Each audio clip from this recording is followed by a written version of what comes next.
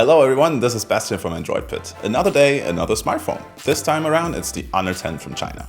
It basically has everything you need in a smartphone for a surprisingly low €399. But is it really as good as it sounds? Let's take a look at our first hands-on. Honor can design sleek smartphones, and you can see that in the Honor 10.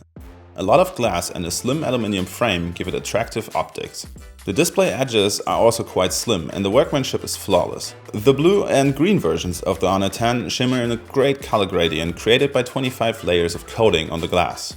The color gradient is especially great when you move the smartphone and play with the light reflections. This looks at least as good as the new Twilight finish from Huawei.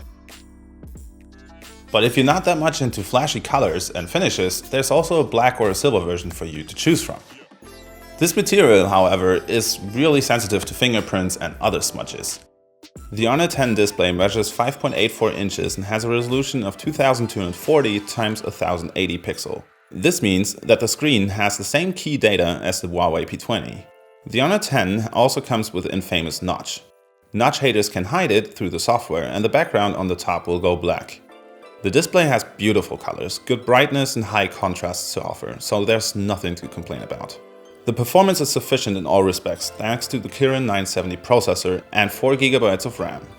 Just a quick reminder, Huawei actually uses the same processor as in this device in the P20 Pro, which costs actually twice as much.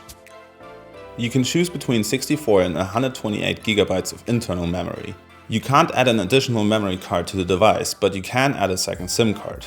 The dual camera in the Honor 10 has a color sensor and a monochrome sensor with 24 and 16 megapixels. In the front there's a selfie camera with also 24 megapixels. You can watch videos in 4K and the photos taken with the Honor 10 look very good. The camera on the Honor 10 especially benefits from the advertised AI features, which are accelerated by a special processor component called an NPU. The bottom line is that these features are responsible for automatic scene recognition that adapts the settings to the subject of the photo, and this usually works well. The Honor 10 actually distinguishes between 500 scenarios from 22 different categories. The software acts as a database in this case, which has been fed with over 100 million photos. One practical feature is that if you don't like the effect afterwards, for example because the colors are emphasized too much, you can switch it on and off for each photo in the gallery. The Honor 10 is one of the first smartphones to feature an ultrasound fingerprint sensor behind the glass on the front, but not in the display area like on the Huawei Mate RS. Instead, it's under the panel where these kinds of sensors are usually located. Honor could have used a standard sensor because the ultrasound detection is slower and not as reliable as on the Huawei P20. Well, at least face unlock on the front camera works very well with the smartphone.